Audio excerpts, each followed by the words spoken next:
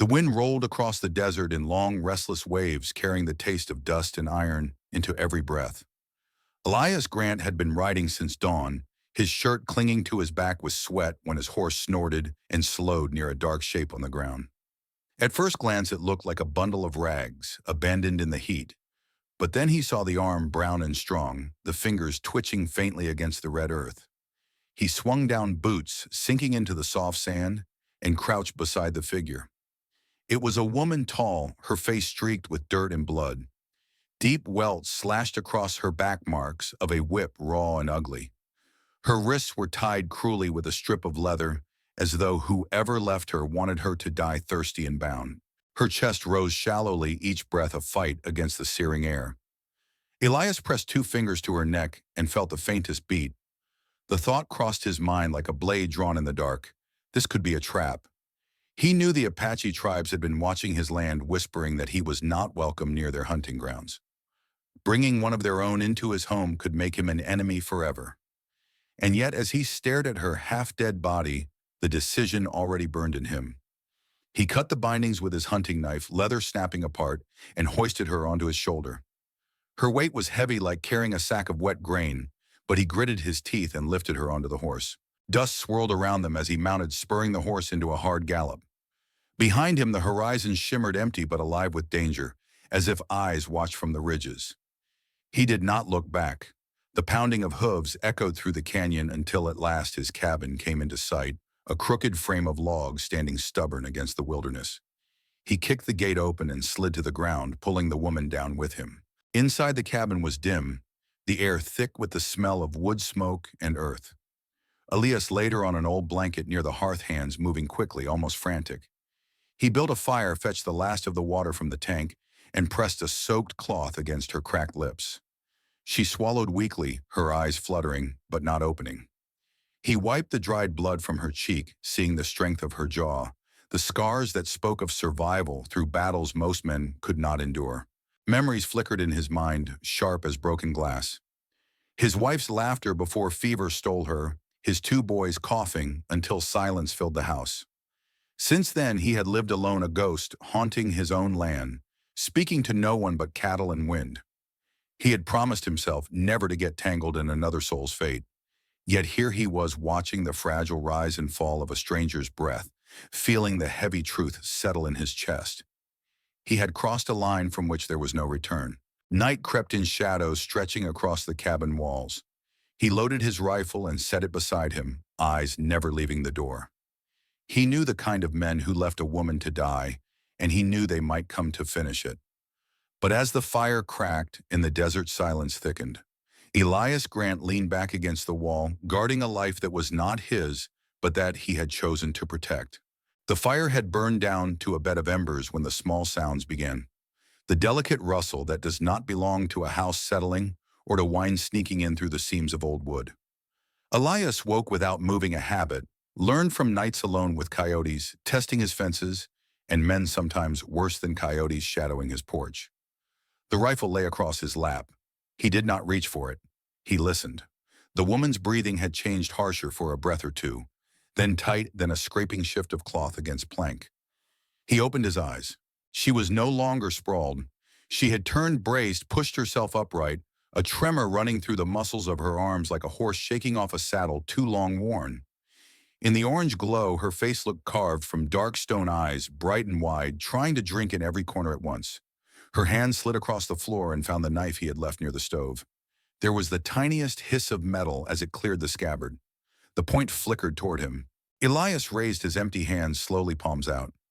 His voice, when it came, was low and flat, the way you talk to a skittish mare that will trample you if you startle her.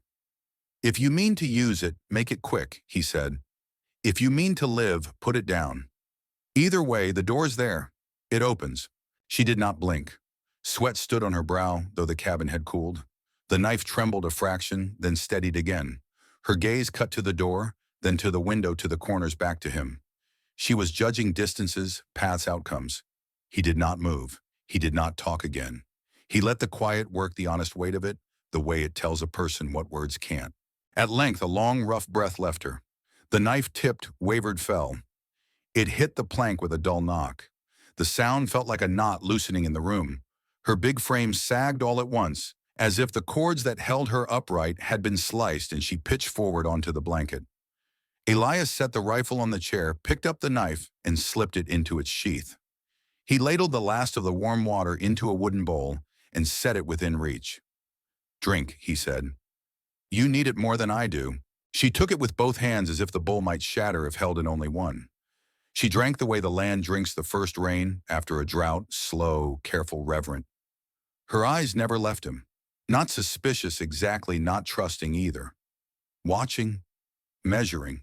When she had drained it, Elias lifted the rifle again, and stepped out onto the porch. He sat on the top step, the boards warm under him from the day's heat. Out there, the world lay in soft silver, a lean moon and a sky crowded with stars, the faint, ragged black of the fence line, the darker squares that were cottonwoods down by the dry creek. He rested the rifle across his knees and rolled a cigarette. The paper rasped quietly. The match hissed. He did not look back through the door, but he felt her eyes on his back as if they were hands. Hours poured through the night like water through a crack. Coyotes sang far off and went silent.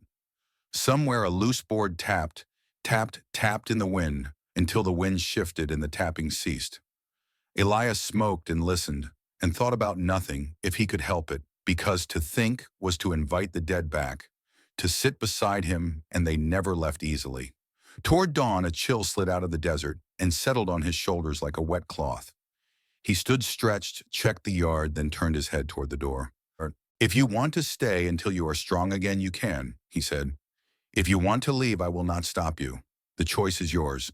No answer came, but after a while he heard the soft sound of a blanket being gripped tighter, and he knew the shape of that silence. He had worn it himself once. Light seeped up from the edge of the world to gray first, then a pale yolk yellow. By the time the sun hooked its fingers over the far hills, the woman had tried to stand twice and fallen once. The third time she made it. She took small steps to the door, bracing herself a moment on the jamb, then stepped out into the yard. She blinked against the light, took in the fence. The pole corral, the lean shed with its slumped roof, the tank by the cattle pen. Her shoulder was bandaged poorly, a rough knot where Elias had done the work by lantern, but the arm hung straight and true. She did not speak. "You are stronger," Elias said, not looking up from the section of broken fence he had started on. "If you want to eat, there is water to haul first. Tank is behind the pen. The rope has a mind of its own." She made no answer, only went to the tank, took the rope, and began to pull. The pulley whined. The first bucket came up heavy and slopping water, splashing her hands, the cold shock of it, striking her face where the blood had left trails. She did not pause, not for the sting of old marks wet again, not for breath. She turned and carried the bucket to the house. Set it down, went back for another. The second climbed smoother. The third smoother still. By the fourth, she had found the rhythm the rope demanded. Elias watched her once, not long, just the way a man glances at a good horse to see the set of its ears. There was a steadiness in her that did not match the way she'd been left. Strength, of course, the ropes of muscle under her skin told that story at a glance. But also attention, a readiness to learn the particular humors of things. A fence once the post sunk true, and the earth tamped right, not just hard. A rope wants to be worked with, not yanked against. A wind wants to be blocked in one place and guided in another. Some people understand that, or they don't last long on land like this. She understood. Through the day, they moved around each other without touching the same place twice. Elias mended rails, pried loose nails, cut wedges for the split posts. She learned the signs with her eyes and filled the gaps, bringing what he would need before he asked. When he stooped to lift a beam, she stepped in and took the far end. When he paused mid-swing with the hammer to study a warped board, she slid the chisel to him handle first.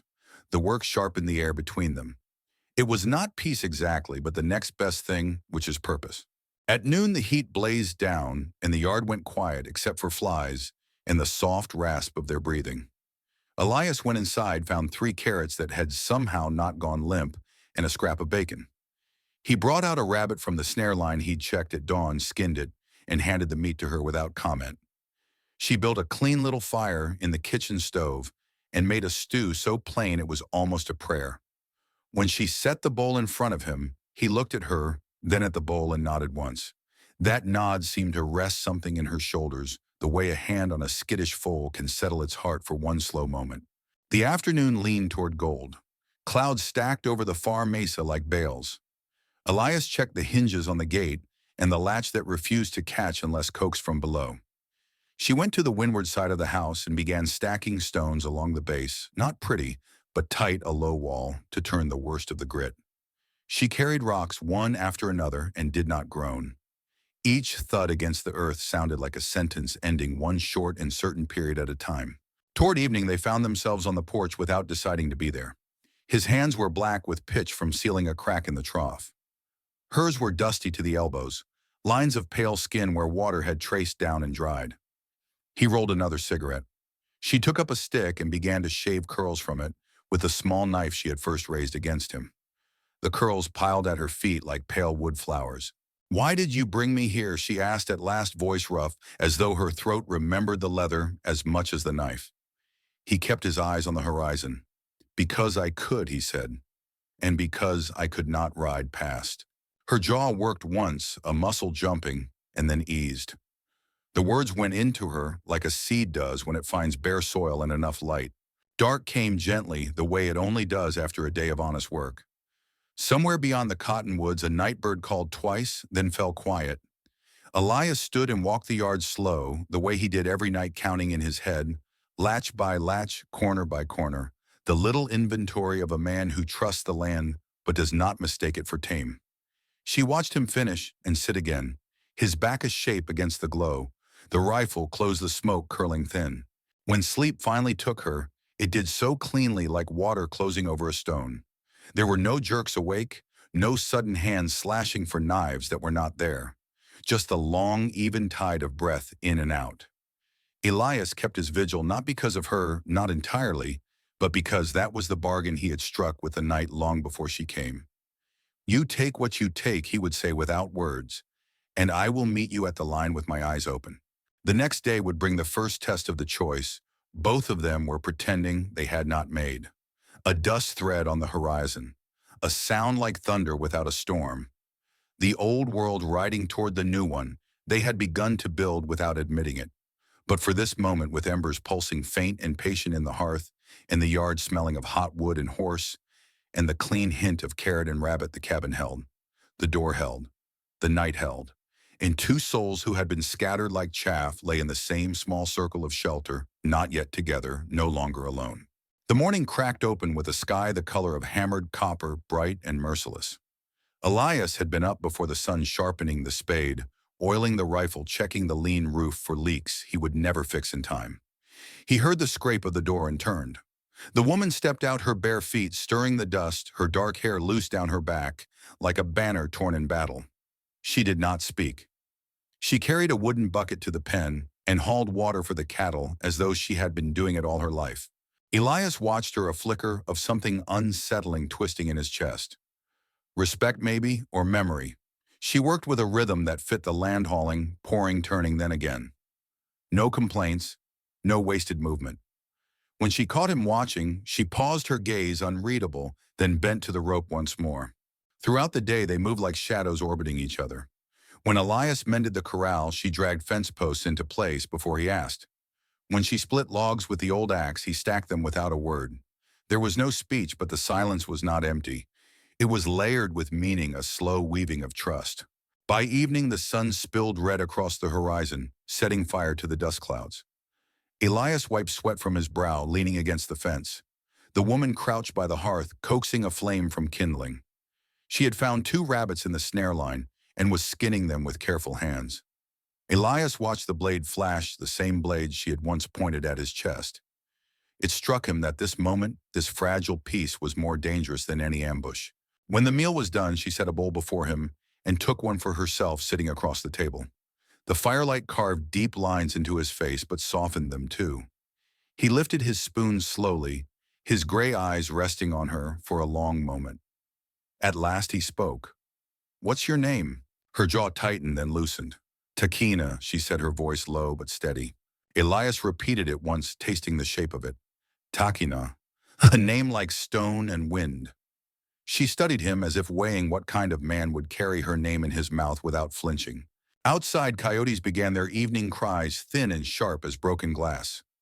Elias stood rifle in hand and stepped onto the porch. Takina followed, a knife resting casually in her grip. The two of them scanned the open land together. The world was silent again after the echoes died, but the silence did not soothe. It pressed down. Elias lit a cigarette, the smoke curling upward. "You should know," he said, without turning. "If your people come for you, they'll come hard. And if you stay here, it means I stand against them." Takina's fingers tightened on the knife. Her eyes flashed in the half-light. "If they come, I will not run." Their gazes met steel against steel until the air between them felt like a blade drawn taut. Then Elias gave a single short nod. The following day broke calm, but the horizon whispered otherwise. By mid-afternoon, a faint trail of dust rose beyond the ridge.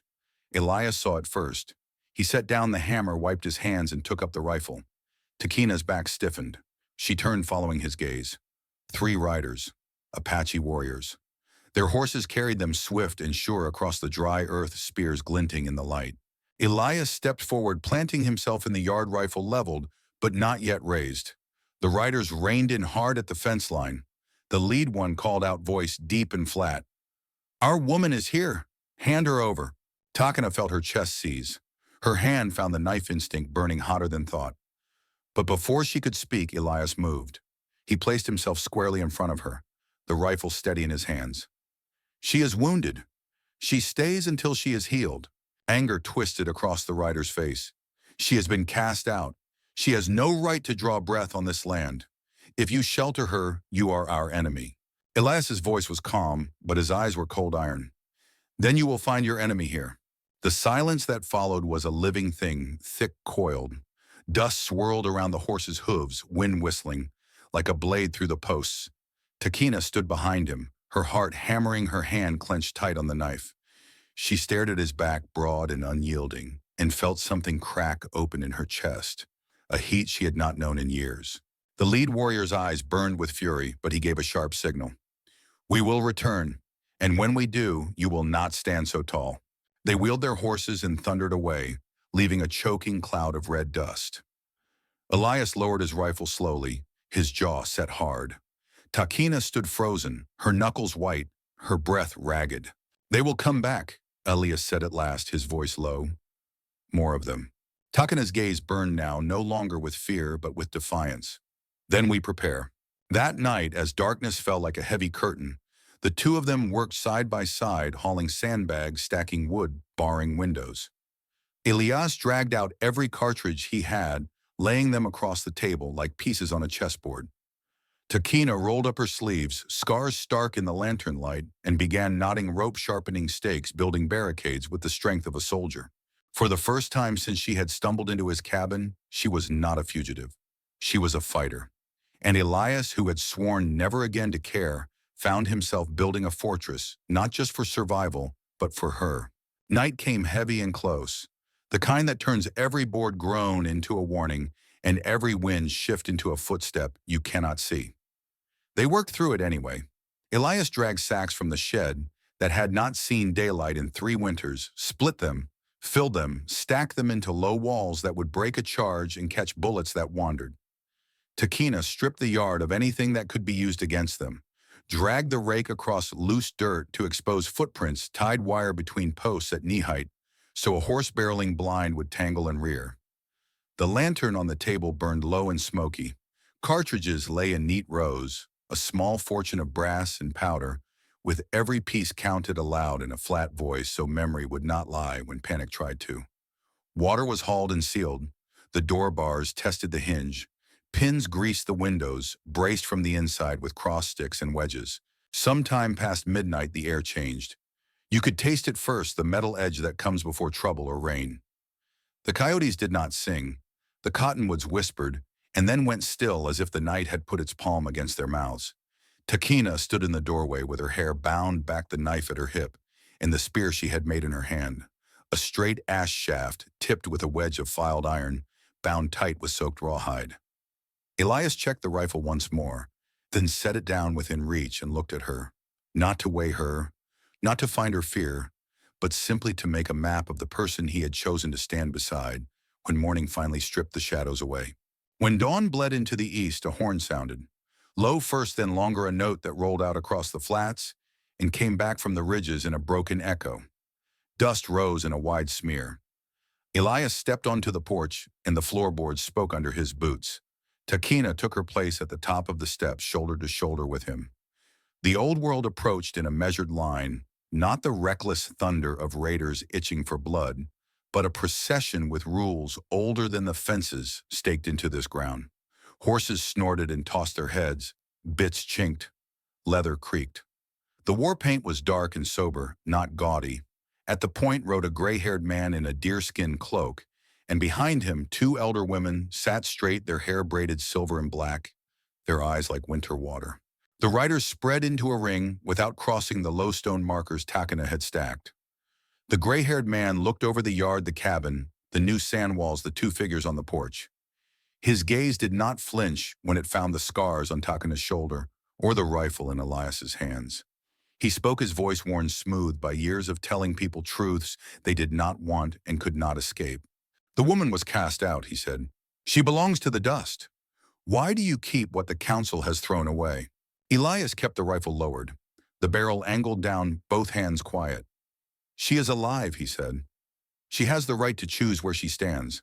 The house is mine. The choice is hers." Murmurs traveled the circle like wind through grass. A young warrior spat and pressed his heel into the dirt. He said she had shamed the tribe, that a vessel that will not fill should be broken so the cracks do not spread. At the word vessel, Takina's jaw set. She stepped forward until the porch rail cut her thigh and the air tightened as bows creaked and hands went to spear shafts. She said she dishonored no one.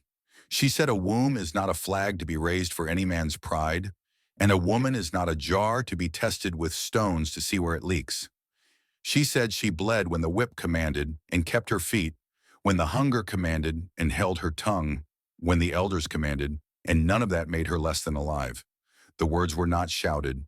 They were not pretty. They were formed like she formed everything, with her whole weight thrown behind them and nothing in reserve. The elder women studied her face and then looked past her at the yard walls, the stacked stones, the tightened latch, the way the 2 on the porch had divided the ground without meaning to. One of the elder women asked, not unkindly, if Takina understood that exile meant no burial in ancestral earth, no name spoken at fires, no blood ties to call upon when winter bit hard. Takina's breath moved her chest once, twice. She said she did. She said her name already lived on her tongue and in her hands, and here there was water to carry and posts to set, and a day that asked for her strength without asking for her shame. She said she chose life. The gray-haired chief turned his gaze to Elias. He told him that to take a cast-off was to bind your fate to hers in the eyes of those who cast her off, that if she drew blood to keep this new ground, that blood would smoke in both their names. Elias did not look away. He said he understood. It would have been simpler if fury had risen, like it had the day before, hot and immediate. Instead, there was a long, quiet, a deep house breath held and held. The elder lifted his hand, and the ring of riders eased all at once, as if a knot had loosened. He said they would leave now. He said they would return at sundown with the council to speak the last words that sever and that spare. He said if at dusk the woman still stood on this porch, she would be from that moment no daughter of the tribe, and they would no longer hunt her. He said if she left now and gave herself back to the judgment she had fled, the old ways would decide, and the new would not be born. Then he lowered his hand, and the war party broke like a school of fish and slid away through its own dust, the sound of hooves fading until nothing remained but the thin keen of wind over wire.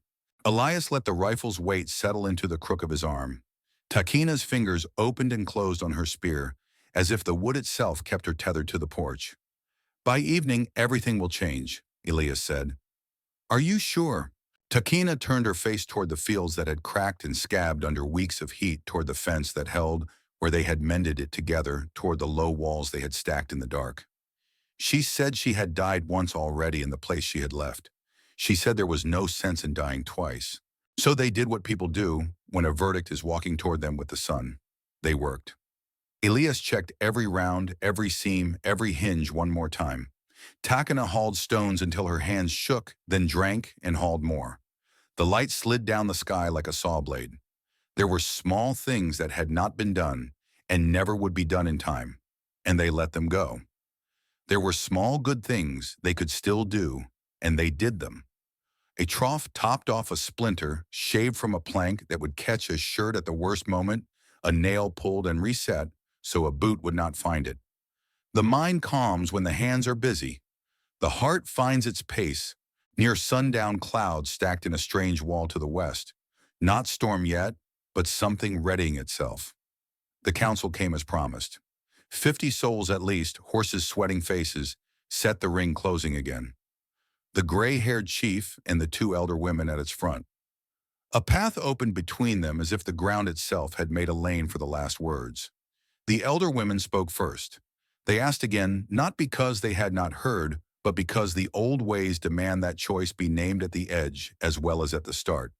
Takina stepped down one step so the porch rail no longer cut her thigh and answered. She chose exile. She chose to stand where her feet were beside the man who had not asked for her shame and had not bargained for her pain under a roof. She would help keep from leaking on ground. She would help hold. The elder women nodded each in her own time. The chief lifted his hand and spoke the binding words that cut as they free. From this day her name would not be spoken at fires. From this day they would not hunt her. The smoke of any blood she shed here would drift to their camp and be read as a sign in both their stories, but the spear that found her would not be theirs to throw. Then he looked at Elias and held his eyes for a long count, as if measuring a beam before laying it across two posts. He said, "The land is patient with liars, but not with fools. Do not be either." Then he dropped his hand. They turned and went the way they had come. The dust settled slower this time, as if the world itself did not want to close the scene too quickly. Silence moved back into the spaces the horses had filled. When it reached the porch, it found Elias and Takina standing exactly where they had been at dawn. Only their shoulders were different now, set less for impact and more for weight. The first cool drop struck the railing, then another. The sky that had held its breath all day finally let it go. Rain came in a clean, thin sheet, not the wild slam of a storm, but a steady blessing that darkened the wood and laid the dust flat and drew the smell of old earth up like a memory. Elias stepped down into it as if into a river. Takina stepped with him. Water traced the lines of scars and carried grit from old wounds into the thirsty ground. They stood a while and did not speak because there are moments speech only shrinks. Then they turned toward the work they had already decided on without saying so. Tomorrow the pens would be bigger, tomorrow the walls tighter. The new life had not asked permission and the old life had not given it, and still the rain found them where they stood. The rain did not linger. By morning the ground had swallowed it, leaving only darker stains across the yard and a smell like stone broken open. Elias was up early, boots sinking in soft patches of earth as he walked the fence line. Takina followed a spear balanced across her shoulders, her eyes scanning the horizon, the way a hawk does not. Because she expected prey, but because she knew the danger was always in the wide space you could not quite see. The ranch looked different after the storm. The posts shone dark. The soil carried a promise of life, and for a moment the land seemed to breathe with them. Elias felt the weight of it and almost allowed himself to believe they had been granted peace. But peace is a mirage on land like this. It shows itself for a heartbeat, then fades back into dust. Takina hauled logs to the new pen, her arms straining the scars on her back, catching the light like pale ropes against bronze skin. Elias drove the posts deep, each swing of the hammer echoing across the flat. Their work was relentless, purposeful, as if by filling the hours with labor, they could keep the shadow of what might come from darkening the threshold. At midday, Takina paused, wiping sweat from her face with the back of her arm. She looked at Elias, who was tightening a length of wire. "Why did you risk it?" she asked, her voice hoarse but steady. "Why take me when you knew they would call you enemy?" Elias straightened, slowly leaning on the post. His gray eyes did not meet hers right away. "Because I buried too many who never had a choice. I could not walk past another." Her jaw set her breath sharp. She nodded once, then bent to the next log without speaking. Yet the silence between them had shifted. It no longer felt like the emptiness of strangers. It was the heavy, alive silence of two people carrying the same burden. The days passed in this rhythm. Dawn to dusk was labor fences, pens, walls, trenches for water. At night they ate rabbit or thin stew sitting on the porch with the firelight painting their faces in bronze. Sometimes Elias spoke of small things, whether the cattle, the cracks in the roof. Takina spoke rarely, but when she did, it was with a weight that made every word an oath. On the fourth evening, as the sun dropped behind the hills and painted the sky in streaks of fire, the first real laughter broke the silence. Elias had tried to repair a broken latch, and when the stubborn thing snapped back and struck his thumb, he cursed under his breath, shaking his hand like a boy caught in mischief. Takina's lips twitched, then parted, and a sound came rough, hesitant, but laughter all the same. Elias looked at her startled, then gave a crooked grin. The sound settled in the yard like a benediction, fragile but strong enough to stay. Yet peace never came without a cost. The next morning the distant thunder of hooves rolled across the land. Not the measured pace of a council this time, but the hard gallop of warriors riding fast. Elias and Takina both froze, tools dropping from their hands. A plume of dust rose on the horizon, wider than before. "They're coming, Takina," said her voice low. Elias grabbed the rifle, his movements sharp, precise. "Barricade the windows," he told her. "Take the high ground inside. Remember, every round counts." Takina nodded and moved her steps swift. She had fought before, but never with a home behind her, never with something she could not bear to lose. This was different. Minutes later, the riders came into view. 20 at least, their faces painted, their spears raised. The air was alive with the sound of leather and hooves and war cries. They circled the ranch, dust choking the air, until the house stood like an island in a storm. The lead warrior shouted, his voice cutting through the chaos. "She is ours no longer, but she will not belong to you. Hand her over or bleed with her." Elias stepped onto the porch, rifle steady, shoulders squared. His voice was calm, though his heart beat like a drum. "If you want her, you'll have to take her." The standoff hung sharp as a drawn bow. Takina stood inside, spear gripped, a knife at her side, her eyes fixed on Elias's back. She felt the fire rise in her chest, fierce and unyielding. Whatever came next, she would not run. The warriors urged their horses forward, dust boiling higher. The ground trembled under the weight of hooves. Elias drew a breath, finger tightening on the trigger. Takina's muscles coiled ready. The first shot cracked the air louder than thunder, and the battle for the ranch began. The first bullet tore through the dust, striking a post with a splintering crack. Horses screamed, rearing against the sudden violence, and the circle of riders broke into a furious surge. Elias fired again, the recoil biting his shoulder. One rider toppled sideways, dragged a moment by his mount before tumbling hard into the dirt. The others pressed closer, shouting, spears flashing in the late sun. Takina crouched inside the cabin, eyes sharp, spear in hand. When a warrior veered too near the window, she thrust without hesitation, the tip catching his arm. His shout cut short as he yanked the reins, blood darkening his sleeve. The barricade held. She ducked back, heart pounding, the echo of Elias's rifle ringing in her bones.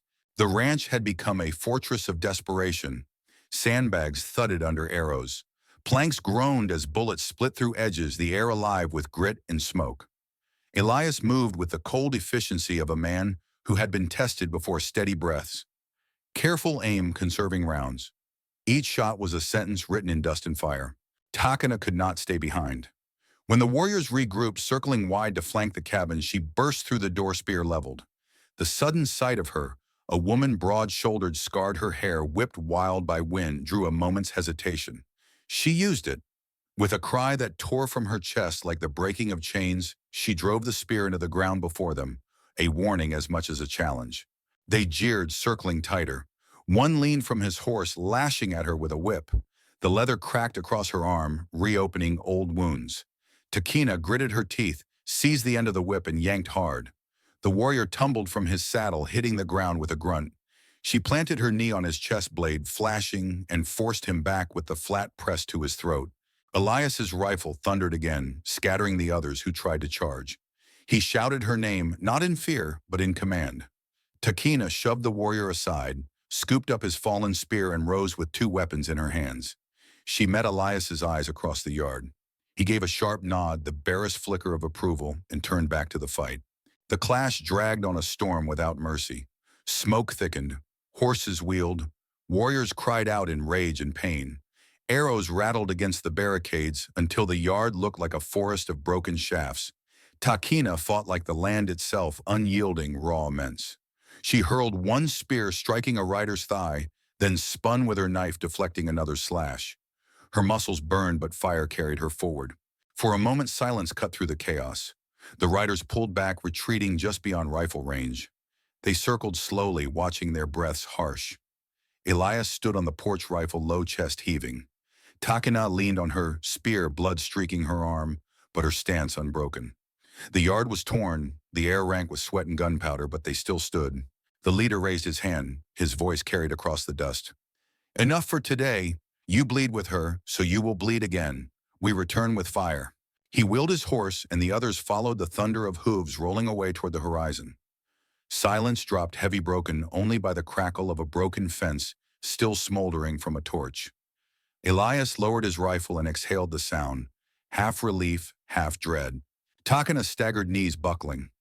Elias crossed the yard in 3 strides, catching her before she fell. Her skin was hot, slick with sweat. The whip welt raw on her arm. He guided her back inside, lowering her gently onto the blanket near the hearth. She tried to push herself up. "They'll come again," she rasped. He pressed a hand to her shoulder. "They will, but not tonight. Rest while you can." Takina met his eyes, her own blazing even through exhaustion. "I will not let them take this place. Not from me. Not from you." For the first time in years, Elias felt something stir that was not grief or hollow duty. It was fierce, alive, the spark of 2 people who had chosen the same ground no matter the cost. He reached for the bowl of water, pressed it to her lips. She drank, never looking away from him. Outside, the desert night crept in. Stars burned cold above the torn yard, and the wind carried away the last trails of dust. Inside, by the fading glow of embers, 2 warriors sat in silence, knowing the storm was not finished, but also knowing they would face it together. Dawn broke with a bronze edge, the kind of light that sharpens every shadow and makes the land look older than time. Elias had not slept. He sat on the porch with the rifle across his knees, eyes hollow but steady, the weight of what was coming pressing into his bones. Inside, Takina rose from the blanket, her wounds bandaged in strips of cloth torn from old shirts. She moved stiffly but without hesitation, strapping the knife to her hip, gripping the spear she had claimed in battle. The yard bore scars from the night before. Sandbags slumped where bullets had torn them open. Fence posts leaned like tired soldiers, the ground littered with spent shells and broken arrows. It smelled of gunpowder, sweat, and the faint sweetness of rain still clinging to the earth. But beyond the ranch, a new dust cloud was already rising, wider and darker than before. "They are coming," Takina said simply. Elias nodded. He looked at her. Really looked at the strength in her shoulders, the scars across her back, the fire in her eyes that no whip could put out. He felt the truth settle between them like stone. He was not standing against the tribe for her sake alone. He was standing because life had given him one last chance to fight for something that mattered. The riders appeared in a long line, 50 at least, the full council this time. The silver-haired chief rode at the front, flanked by the 2 elder women. Warriors surrounded them, their spears upright, their faces painted with solemn fire. The circle closed around the ranch again, tighter than ever, until the cabin seemed like an island, adrift in a sea of horse and dust. The elder women dismounted, stepping forward with slow, deliberate grace. One of them spoke, her voice carrying like wind through canyon stone. "Takina, daughter of the tribe, you have been given days to choose. Now we ask for the last time. Do you return to judgment, or do you remain in exile?" Takina stepped down from the porch to stand beside Elias. The morning light struck her face, fierce and unflinching. She raised her chin. "I will not return. I choose life here, life of my own making." A ripple passed through the warriors, half anger, half awe. The elder woman's eyes softened, though her mouth was stern. "Then from this day you are no longer of our blood. Your name is cut from the fire, your body will never rest in the ancestral earth." Takina's hand tightened on her spear, but her voice did not waver. "Then so be it. I am my own blood now." The silver-haired chief turned to Elias, his gaze sharp enough to cut. "You shelter her," he said. "Then her fate is bound to yours. If she draws blood, you will answer for it. If she finds peace, you will carry it too." Elias met his eyes without flinching. "I understand. For a moment, the air seemed to hold still heavy with the weight of endings. Then the chief raised his hand, and the warriors lowered their weapons. One by one, they turned their horses and began to withdraw. The ground trembled under hooves, then softened as the sound faded into the horizon. Only the elders remained a moment longer, their faces grave but not unkind. At last they too turned away, leaving the ranch to silence. Takana exhaled slowly, her shoulders trembling. It was done. The ties that bound her to the tribe were cut clean. She looked at Elias, her eyes burning with something fierce and new. "I died once already," she said. "Today I was born again." Elias said nothing, but he reached out, resting his rough hand lightly against her arm. She did not pull away. That afternoon the sky darkened again, but this time with clouds, not war. Rain swept across the plains, drumming against the roof, soaking the earth until it smelled alive once more. Elias and Takina stood in the yard, letting the water wash over them. The dust of battle, the blood of wounds, the ash of fear, all of it bled away into the thirsty ground. For the first time in years, Elias felt the weight on his chest lift. He had buried his family with the land, convinced no life would grow there again. Yet here was this woman, scarred and unbroken, standing beside him with the same defiance he felt in his own bones. When the storm passed, the air was clear, the sky wide and blue. Takina tilted her face upward, her lips curving into the faintest smile.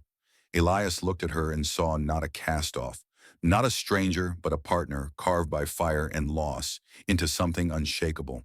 They spent the rest of the day rebuilding, resetting posts, stacking what the battle had broken, turning the soil where rain had softened it. Takana hauled the heaviest logs as if daring the world to strike her down again. Elias set the posts with care, each strike of the hammer ringing like a vow. As night fell, they lit a fire in the yard, sitting side by side, watching sparks rise into the dark sky. Takina laid her spear on the ground, a silent promise that battles no longer defined her. Elias lit a cigarette, the glow soft against his weathered face, and for the first time in years he smiled without bitterness. "Tomorrow," he said quietly, "we build a new horse pen." Takana nodded. "Tomorrow." The silence that followed was not empty, but full of silence of trust, of beginnings of two lost souls who had chosen not to walk away.